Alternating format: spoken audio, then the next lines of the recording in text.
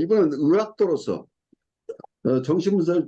정신분열증에 대해서 관심이 굉장히 많았던 분이에요. 초기부터. 이분은 하버드 칼리지를 졸업하고 보스턴에서, 그리고 베를린에 유학을 갔어요.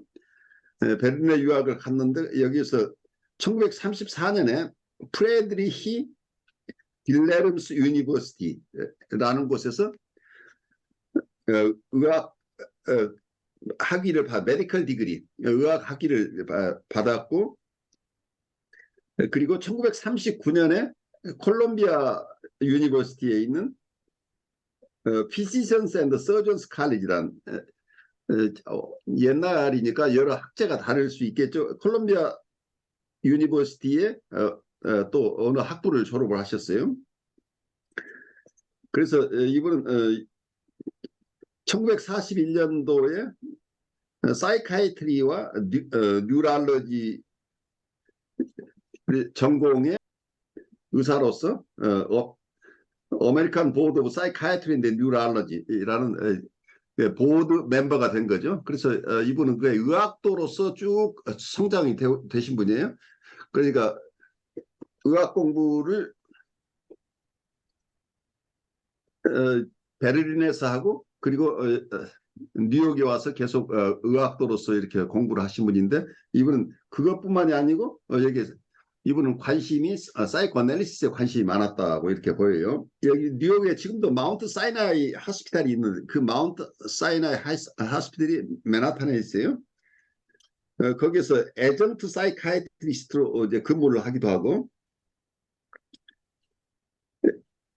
그리고 정신분석과 관련돼서는 주이시 보드 오브 가디언스라는 이런 단체가 있었는데, 이 단체는 뉴욕에 있는 브랑스라는 보로에 있었는데, 여기에서 컨설턴트 사이카이트리스트로 역할을 했어요. 컨설턴트 사이카이트리스트라 정신과 의사로서 거기에 일하는 분들을 컨설팅하는 역할을 했는데, 사실은 거기에서 여러 교육을 하고 슈퍼비전을 하고 하면서 정신분석적인 치료들이 시작됐다고 보여요. 그래서 이분은 그 당시로서는 프로이드가 처음 생각했던 정신분석적인 치료는 트랜스퍼런스 뉴로시스, 그러니까 전이신경증이 발달할 수 있는, 그래서 전이가 일어날 수 있는 신경증 환자에 한해서만 정신분석적인 치료가 가능하다고 봤어요. 그리고 환자층을 굉장히 아주 좁게 봤던 거죠. 왜냐하면 정신분석은 기본적으로는 통찰 치료이기 때문에 그래, 인사이트 중심이죠. 그러니까 자기의 셀프 언더스탠딩이나 자기에 대한 이해와 셀프 컨트롤, 그 셀프 리플렉션이나 셀프 언더스탠딩이 가능하고 그리고 셀프 컨트롤이 가능한 분들을 대상으로 정신분석적인 치료 기법이 개발됐다는 얘기예요. 그런데 보더라인이나 사이카틱한 분들, 특히 그중에 가장 심각한 조현병이라고 그러죠, 한국에서. 정신분열증 환자들을 치료는 정신분석적인 방법으로는 치료할 수 없다고 봤다, 그 당시로는. 그게 프로이드의 정통 정신분석의 이론이었어요. 이분들을 치료하지 말라는 얘기는 아니었고, 프로이드가 봤던 것은 자기가 개발한 치료 기법으로는 이분들은 반응하지 않더라. 자기가 스스로 프로이드 스스로 개발한 정신분석적인 기법으로는 프리에더퍼럴 환자들, 그러니까 분리개발화가 충분하게 되지 않은, 어쩌면 프로이드 개념으로는 프라이머리 나르시시즘이라는 개념을 가지고 있었는데, 우리는 초기에는 이고가 따로 독립된 이고가 없고, 그리고 너와 내가 구별되지 않은 이런 프라이머리 나르시시즘, 자기만 있는 세계가 있다고 초기에 봤어요. 근데 그런 이론을 배경으로 생각을 했기 때문에 이분은 프라이머리 나르시시즘에 있는 분들, 말하자면 나르시시즘이 심각한 분들은 치료 대상이 아니라고 봤었는데, 프로이드 그 이론을 따르지만 각국에서 발달한 어떤 이론들이 꼭 프로이드의 그러한 클래시컬한 입장을 따르지는 않았어요. 영국의 대상관계 이론가들도 초기부터 신경증 환자와 사이카틱한 환자를 특별히 구별하지 않고 다 치료 대상으로 봤다는 얘기예요. 그 미국의 대인관계 이론들도 마찬가지예요. 그렇긴 하지만 정신분석의 주류 쪽에서는 이고 사이칼라지스트들은 지금도 마찬가지예요. 정신분석적인 기법은 정신분석은 트랜스퍼런스 뉴로시스가 가능한 신경증 환자에 한한다 이렇게 제안을 하고 있는데 이런 개념의 큰 차이들 때문에 어쩌면 지금 정신분석 학계의 어떤 정치 구도도 마찬가지 지금도 완강하게 과거의 전통을 고수하는 그룹과 새로운 컨셉으로 정신분석의 영역을 넓혀서 정신분석의 치료 대상을 모든 심리적으로 어려운 분들 다 포함시켜서 정신분석을 세우자고 하는 이런 이론이 팽팽하게 서로 대립하고 있다고 볼 수 있어요. 그런데 자아심리학이나 클래시컬한 정신분석 쪽에서 이분들을 치료하지 말라는 얘기는 아니고 서로 어떤 자존심 싸움이라고 보여요. 그 정신분석가가 자기가 자아심리학자나 클래시컬한 정신분석가라고 그래서 보드라인 환자나 사이카틱 환자를 다 안 본다는 것은 아니에요. 어떠면은 그 환자를 보더라도 정신분석적인 방법으로 보지 않고 지지적인 치료나 혹은 통찰 치료보다는 통찰 치료가 아닌 다른 여러 기법을 사용한다고 하는 점에서 이론상 구별될 뿐이지. 그래서 어떤 엄격한 분은 자기는 정신분석적인 치료가 가능한, 그러니까 전통적으로 보면 정신분석은 일주일에 과거에는 5번, 그래 최소한 요즘 들어서는 3번 내지 4번 일주일에 그렇게 집중 치료가 가능하고 그리고 분리개별화가 어느 정도 돼 있어서 어떤 나르시시즘이 심하지 않은 이런 분들을 대상으로 정신분석적인 치료가 일어난다고 보는 이런 견해가 아직도 정신분석의 주류 속에 그대로 남아 있어요. 서로 양보를 해서 접근을 하고 있지만 정신분석 학계에서는 끊임없이 이런 갈등이 있는데 그렇지만 그분들도 이런 내담자들을 돌볼 필요가 있다는 것 때문에 자아심리학자들도 요즘 그분들이 요즘이라 하면 1970년대 80년대 오면서 계속해서 현실을 인정하면서 그분들을 돕는 방법을 자기들 책에 쓰기도 하는데 이분들은 어떻게 도와야 된다. 그렇지만 마지막은 이렇게 돕긴 하지만 이건 정신분석이 아니다. 그러니까 그 돕는 기법이 클래시컬한 쪽에서 얘기하고 있는 엄격한 어떤 해석적인 방법만으로 치료할 수 없는 분들이 있는데 그분들을 도울 때는 이러이러한 점을 조심해야 된다. 이런 이론들을 이분들도 독자적으로 개발하고 있는데 그렇지만 이걸 정신분석이라고 부르지 않는다고 하는 것 때문에 서로 큰 차이가 나는 거죠. 그런데 현대 정신분석 입장에서 여기서 아까 얘기한 영국의 대상관계 이론이나 미국의 전통적인 대인관계 이론 쪽에서 마찬가지로 환자가 누군가하고 상관없이 가장 심각한 정신분석증 환자를 포함해서 보드라인 환자 혹은 성격적으로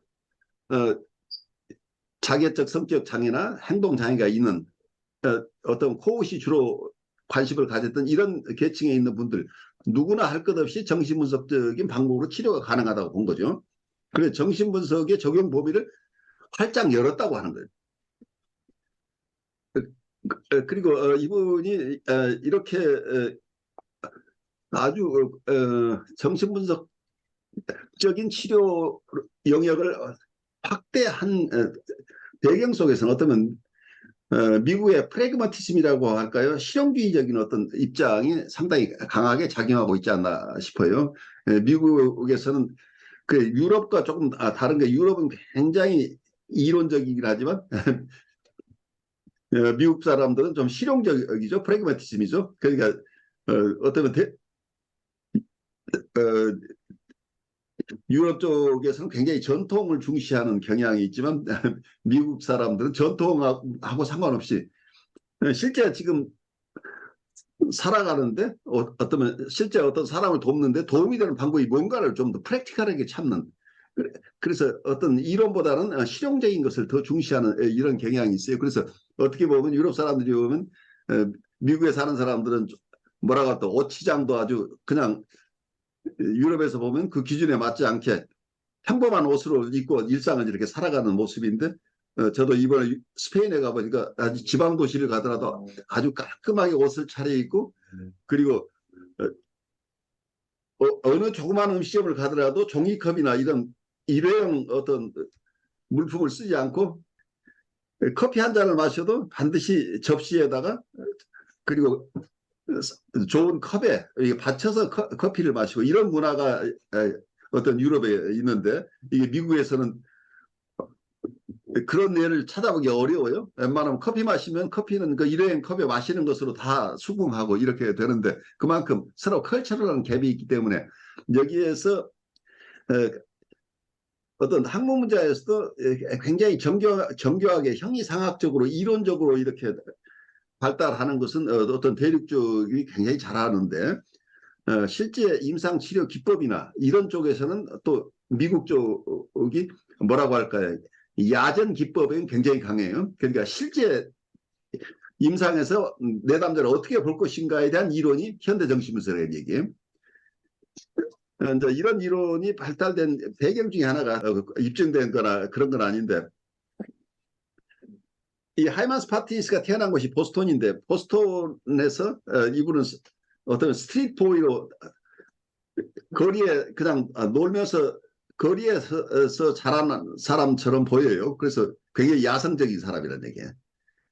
그 야성적이었던 게 이분도 부모님이 이민자로 와서 가게를 하나 하고 있었고 가게 2층에서 이 사람이 살았어요. 그러니까 요즘 와서 뉴욕에 살고 있는 거의 모든 이민자가 처음 시작하는 게 부모들은 어떤 비즈니스를 조그만 소규모 비즈니스를 하고 가족들은 그런 비즈니스를 하는 부모 밑에서 자라니까 부모들이 이제 그렇게 비즈니스를 소규모 비즈니스를 하면 자녀들을 충분하게 돌보기가 굉장히 힘들죠. 그래서 애들이 그 당시만 해도 밖에 나가 놀지 않았을까 싶어요. 그러니까 거리에서 이렇게 자유스럽게 자란 사람처럼 보여요. 그러니까 뭐 굉장히 야성적인 어떤 그런 성격을 가진 분이어서 이 공격성 이론을 다루는데 아주 적극적인 어떤 백그라운드를 가진 분이 아니었던가 싶어요. 그래서 환자들의 어떤 공격성들을 두려워하지 않고 그 공격성에 대응하는 기법들을 개발한 분이에요. 그래서 굉장히 담대하지 않으면 할 수 없었던 거죠. 특히 이분들은 굉장히 심각한 정신분석증 환자들을 뭐 6개월씩 계속 매일 만나서 이렇게 그분들과 대화를 하면서 치료했던 이런 기록들이 나와요. 그리고 어떨 때는 굉장히 위험한 상황에 처하기도 하고, 그리고 이분들은 공격성이 심하기 때문에 언제 어떤 공격이 들어올지 모르는 그런 상황 속에서 이 환자들을 치료해내는 철저한 경험들을 배경으로 이 이론이 개발됐어요. 그래서 현대정신분석 이론은 어떤 창설자로부터 그 이후에 그 동료들이 실제로 자신들이 체험한 것들을 이론화한 것이다. 그러니까 형이상학하고 달라요. 형이상학은 우리 우리의 마음의 구조가 어떻게 돼 있고 그리고 마음의 구조 간에 어떤 역동들이 움직인다 이런 어떤 추상적인 이론들인데 여기 현대정신분석의 이론은 실제 임상에서 사람들을 만났을 때 그분들을 구체적으로 어떻게 도울 것인가 그리고 그분들로부터 오는 어그레션들을 우리가 어떻게 감당해낼 것인가 저분들이 어떻게 무엇을 느끼고 있는지를 우리가 어떻게 알아차릴 것인가 그 알아차린다면 어떻게 할 것인가 이런 임상적인 이론이라는 얘기예요. 그렇기 때문에 단순한 임상이 아니고 이건 여러분들이 일상생활에서도 여러분들이 만나는 분들이 여러분들이 쉽게 접근할 수 있는 이런 분들만 있는 게 아니고 어떤 분들은 대학이 굉장히 어려운 분들도 있죠. 굉장히 까칠한 분도 있고 여러 성격의 유형이 있는데 그분들을 대할 때 그분들을 어떻게 이해하고 그분들과 관계를 잘 맺으려면 어떻게 해야 될 것인가 하는 이런 일반적인 지침이 여기서 나오는 거죠. 그래서 초기에는 분열증 환자 중심의 이론인데 이 이론이 결국은 보드라인 환자에게도 거의 같은 이론으로 적용할 수 있고, 그리고 이러한 어떤 대상과의 관계를 맺어가면서 치료해 나가는 방식은 단순하게 이런 사이카틱하거나 보드라인 환자뿐만이 아니고 우리가 보통 신경증 환자라고 하는 조금 더 분리 개별화가 돼 있는 이런 분들과의 관계에서도 적용될 수 있는 이론이다. 근데 그러니까 이 이론만 가지고 그분들을 돕는다는 것은 아니에요. 그건 현대 정신분석의 이론만 가지고 사람들을 다 도울 수 있다는 것은 아닌데, 현대 정신분석의 기법은 주로 보드라인이나 사이카데릭 환자를 중심으로 개발된 이론인데, 여기에 쓰는 기법들은 뉴라틱한 환자들, 신경증 환자들과의 관계에서도 이 기법만 가지고 사용하라는 게 아니고 전통적인 해석의 기법으로 이분들을 돕는 것을 주로 하지만, 해석을 통해서 이분들을 도울 때 이모셔널 컴포넌트, 정서적인 부분까지 함께 살펴야 되는데, 그 살필 때 이 현대 정신분석의 이론이 중요하다는 얘기예요. 그러니까 이 현대 정신분석 기법 가지고 모든 환자를 다 돕는다는 것이 아니고, 전통적인 기법을 충분히 사용할 수 있을 때는 언제든지 전통적인 기법, 해석적인 기법을, 통찰 중심의 기법을 사용하는데, 그 통찰을 통해서 이분들 도울 수 있을 만큼 이분들의 이고 스트렝스, 자아 강도가 그런 상태가 되지 않은 분, 자아 강도가 아직 약하거나 코식으로 얘기하면 응집력이 있는 자기가 아직은 형성되어 있지 않은 분들을 도울 때는 아직 해석적인 접근을 통해서 이분들은 접근이 안 되니까, 현대 정신분석의 기법으로 관계를 통해서 이분들을 이모셔널 커뮤니케이션을 통해서 이분들과의 관계를 맺으면서, 이때도 어떤 전이나 저항이 일어나기 때문에 이때도 정신분석적인 기법으로 이분들을 도우라는, 이거 그러니까 이모셔널 커뮤니케이션 하는 것 자체가 정신분석적인 기법으로 포함시켜야 된다고 보는 거죠. 그렇지만 이것만 가지고 치료가 다 된다는 얘기는 아니에요. 내담자가 해석을 알아들을 수 있을 때는 언제든지 해석을 또 할 필요가 있을 때는 해석을 사용하는 거죠. 근데 심한 환자들은 초기에는 주로 현대 정신분석적인 기법만을 사용할 수밖에 없어요. 해석을 통해서는 접근이 안 되니까. 그렇지만 이 치료가 어느 정도 관계가 충분하게 맺어지면 내담자가 경우에 따라서는 해석을 수용할 수 있을 때는 언제든지 해석적인 기법을 사용하는 거죠. 그러니까 어느 하나가 아니라, 그러니까 우리가 조심해야 될 게, 항상 우리는 극단론으로 가면 안 되는, 이게 이모셔널 커뮤니케이션만 가지고 치료를 한다 이런 게 아니고, 이모셔널 커뮤니케이션도 사용하고 그리고 해석적인 통찰 중심의 기법도 사용하는데, 내담자의 상황에 따라서 다르다. 내담자가 어떤 면은 이분이 보드라인 레벨의 분이라고 생각을 했는데, 어느 순간에 가면 뉴라틱한 어떤 일반적인 신경증 레벨, 어떤 건강한 모습이 이분이 보이는 경우도 있고, 어떨 때는 우리가 이분 신경증 레벨이라고 다 이해하고 어떤 건강한 분이라고 이해를 했는데, 어느 순간 상황이 아주 안 좋아지면 이분들이 갑자기 보드라인 레벨의 어떤 행동을 보이기도 하죠. 그래서 우리 누구나가 일정한 부분에 우리 누구나가 여러분들은 그렇지 않겠지만 내가 나를 볼 때도 나한테 보드라인 어떤 성향이 있고 경우에 따른 사이카틱한 경향이 있죠. 그래서 우리 모두가 가지고 있는 여러 측면들을 잘 이해를 하면은, 내담자가 주로 지금 있는 상황 자체가 어느 지점에 있어서 이분이 어떤 치료 기법에 반응할 수 있는 것인가에 따라서 우리는 여러 기법을, 이분에 적합한 기법을 사용하는 것이기 때문에, 제가 진단 과목을 가르칩니다. 진단을 너무 뭐라고 할까요? 교조적이라고 할까, 도그매틱하게 어떤 진단을 가지고 이분은 보드라인 환자니까 이분에게 이 기법밖에 안 되라고 이렇게 함부로 못을 박을 수 있는 게 아니라는, 같은 사람이 어느 순간에는 굉장히 보드라인 모습을 보이다가 어떨 때는 건강한 모습도 보이고 어떨 때는 뉴라틱한 모습도 보이고 이게 컨티뉴엄이라고 하는 거지. 우리 인격 체계가 어느 하나로 보지 않아야 된다. 같은 사람이 어떨 때는 굉장히 사이카틱한 모습을 보이기도 하고 어떤 보드라인 모습을 보이기도 하고 어떤 뉴라틱한 레벨을 보이는데 그 발달 수준이라고 그게 발달 이론이 우리가 조심해야 될 게 발달 수준 이분이 뉴라틱한 수준까지 어쩌면 건강한 수준에 와 있다고 한다고 그래서 이분들이 항상 그 자리에 있지 않다고 하는 거예요. 그러니까 어떤 면에서는 대상관계 이론가들이 이런 얘기를 하죠. 멜라니 클라인 얘기가 편집분열적 자료가 우울적 자리가 단순한 발달 이론으로 보는 게 아니고 우울적 자리에 있다가 편집분열적 자료로 돌아가기도 하죠. 이게 어떤 이런 걸 변증법적인 이해라고 얘기를 할 수 있겠죠. 우리가 보통 정반합이라고 하는 거예요. 지금 편집 분열적 자리에 있다가 우울적 자리에 갔지만 어느 순간에 다시 편집 분열적 자리로 돌아오기도 한다는 얘기예요. 그렇지만 똑같은 지점에 오는 것은 아니고 그 이전에 경험했던 편집 분열적 자리하고 다른 자리로 가기도 하고 어떤 분은 퇴행해서 아주 그보다 더 낮은 자리로 갈 수도 있고 그렇지만 전반적으로 봐서는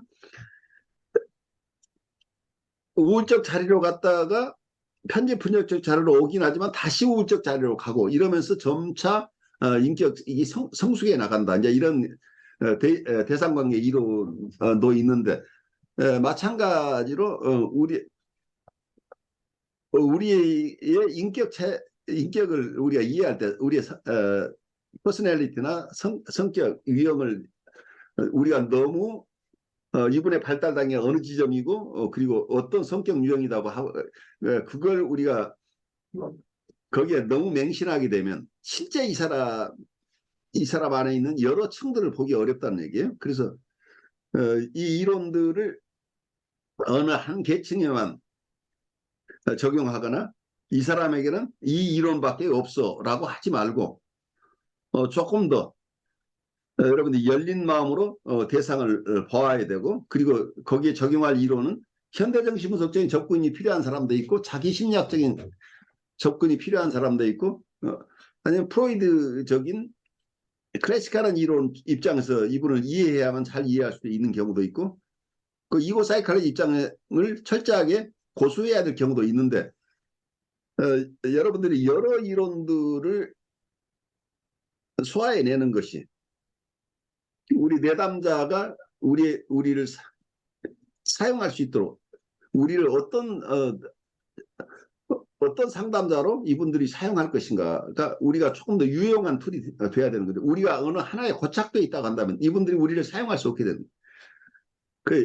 이분들에게 필요한 대상이 되어주기 위해서는 우리가 여러 이론들을 우리가 소화해내고 있어야 되는. 근데 그 소화하는 것이 의식적인 소화보다는 의식적인 소화가 우선 있어야 되겠지만 여러분들이 임상을 하고 그리고 이론을 배우고 이렇게 슈퍼비전을 받고 분석을 하면서 계속적으로 여러분의 무의식의 영역이 훈련된 무의식이 형성돼 나간다고 봐요 저는. 그래서 훈련된 무의식이 갖추어지면 여러분들이 임상에서 내담자를 만나거나 혹은 현실 삶 속에서 내가 만나지 못했던 분들을 새로운 분들을 만나거나 아니면 여러분들이 목회 현장에서 여러분 성도들을 만날 때 조금 더 담대하게 이분들과 두려워하지 않고 만날 수 있는 힘들이 생겨난다는. 그래서 이 현대정신분석 이론에서 여러분들이 이 현대정신분석의 창시자가 굉장히 야성적인 분이었다는 것을 이해를 하고 어그레션을 두려워하지 않는 이런 두둑한 어떤 배심 같은 것을 여러분들이 양성해야 된다는 얘기예요. 그 점에서 여러분들이 조금 더 강인한 상담자로서 그러니까 흔들리지 않을 상담자로서 설 수 있는데 현대정신분석의 어떤 훈련들이 여러분에게 큰 도움이 되길 바라요. 그래서 여러분이 담대하게 여러분의 임상에 임하거나 사회생활을 혹은 목회 현장에서 여러분들이 만나는 대상들이 가지고 있는 상태를 여러분들이 유연하게 바라볼 수 있는 유연성과 그리고 담대함을 여기서 얻을 수 있으면 좋겠다는 게 제 바람이에요.